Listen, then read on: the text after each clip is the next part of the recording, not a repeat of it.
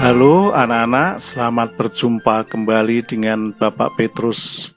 Bapak senang bisa berjumpa dengan kalian saat ini meskipun hanya melalui video ini. Bapak harap kalian tetap dalam keadaan sehat, tetap semangat, dan ceria selalu. Anak-anak, Bapak kali ini akan melanjutkan pembahasan matematika, kali ini tentang diagram gambar. Nah, apa yang dimaksud dengan diagram gambar? Diagram gambar sering juga disebut piktogram, yaitu merupakan salah satu bagian dari bentuk penyajian data yang berbentuk gambar. Dengan diagram gambar, data akan lebih mudah dibaca dan lebih menarik. Nah, dalam diagram gambar, biasanya satu gambar itu akan mewakili jumlah data tertentu. Tentu saja, gambar yang disajikan harus sesuai dengan topik yang ada di dalam diagram tersebut. Misalnya, kalau berkaitan dengan anak-anak, ya gambarnya tentang anak-anak. Kalau datanya tentang sepeda, ya gambarnya gambar sepeda. Atau misalnya kalau topiknya tentang hewan peliharaan, misalnya ayam, ya gambarnya juga ayam. Nah, bagaimana cara membuat diagram gambar? Nah, kita perhatikan beberapa langkah berikut. Yang harus kita perhatikan sebelum kita membuat diagram gambar adalah apakah datanya sudah urut atau belum. Berikutnya kita lihat seberapa banyak data yang ada. Lalu pilih gambar yang sesuai. Nah, jika datanya belum urut, maka harus diurutkan dulu di dalam tabel. Nah, setelah mengetahui banyaknya data, lalu satu gambar mau mewakili berapa? Misalnya satu gambar mewakili 5, mewakili 10, mewakili 20 data, dan seterusnya. Berikutnya pilih gambar untuk dimasukkan ke dalam semacam tabel tersebut. Nah, Bapak ambil contoh, misalnya di sini kita lihat data dari hasil penilaian matematika akhir semester kelas 5 sebagai berikut. Nah, kalau kita lihat data hasil nilai ini terlihat acak ya, dan datanya banyak. Acak dan banyak. Maka akan sulit untuk langsung dibuat di dalam diagram gambar. Nah, oleh karena itu, agar kita mudah mengubahnya ke dalam diagram gambar, maka data ini perlu dibuatkan tabel dan nilainya diurutkan dari nilai yang terendah sampai dengan nilai yang tertinggi. Kita lihat di sini 50 yang terendah, lalu yang tertinggi ada 100. Nah, berikutnya 60, 70, 80, 90, dan 100. Nah, setelah diurutkan, kita lihat datanya 50 ada 5, 60-nya ada 1, 2, 3, 4, 5, ada 5, 70-nya. Deret pertama 2, deret ketiga, kedua 3,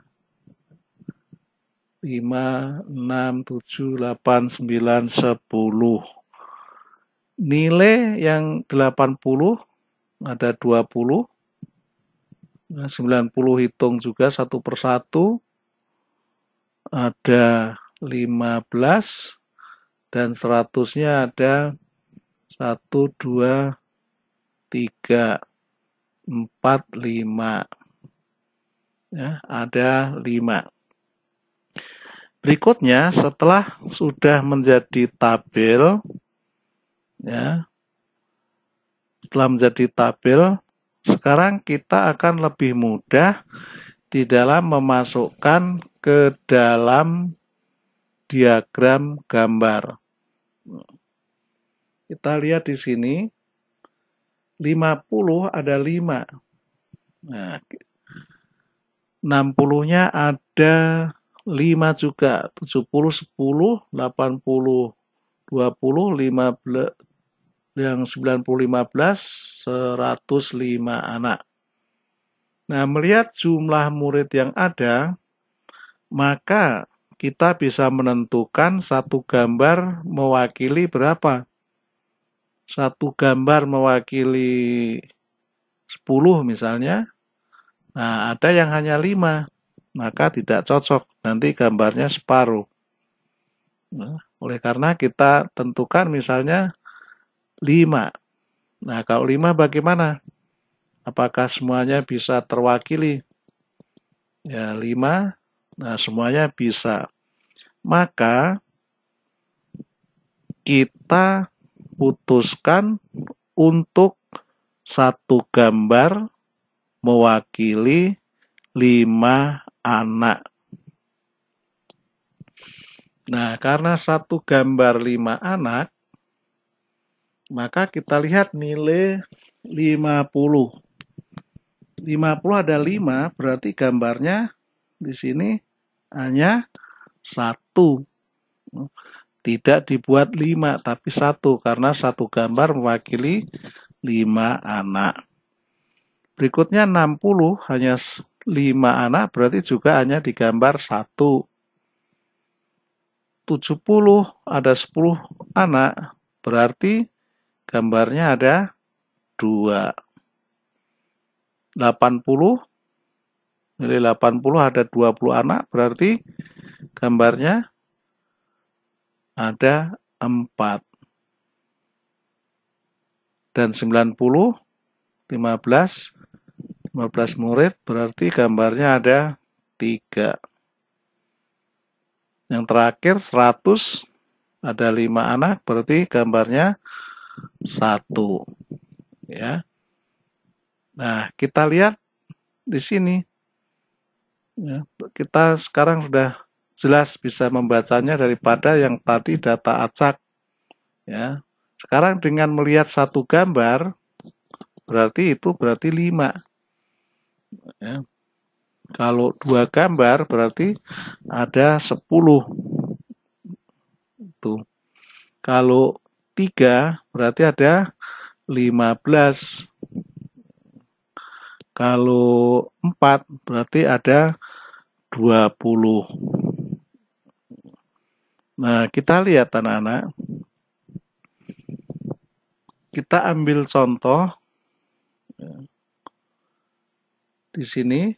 Misalnya kalau diagram gambar di atas sebetulnya itu ada beberapa informasi yang bisa kita peroleh. Ya, pada prinsipnya sama dengan yang diagram di bawah ini.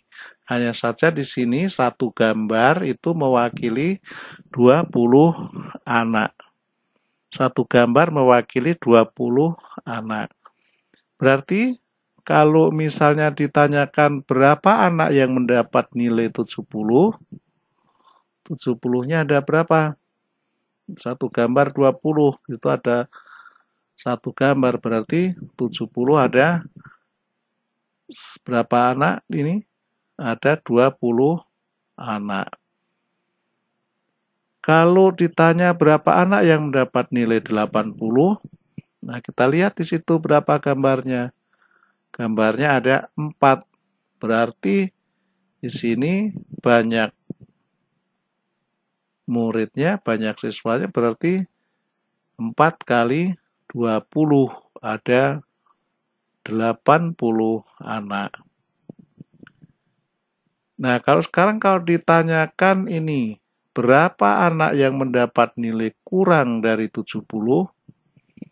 Nah, kurang dari 70 berarti nilai 60 dan 50.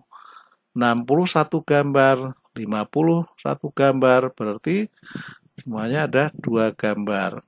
Satu gambar 20, berarti kalau 2 gambar ada 40. Ya. Nah, begitulah anak-anak pembahasan kita tentang diagram gambar. Ya. Apakah kalian sudah paham? Ya, baiklah, terima kasih anak-anak. Kalian telah mengikuti pembelajaran ini dengan baik. Bila video ini bermanfaat, jangan lupa membagikan kepada teman yang lain. Selamat berbagi, sampai jumpa di pembahasan berikutnya. Salam sehat.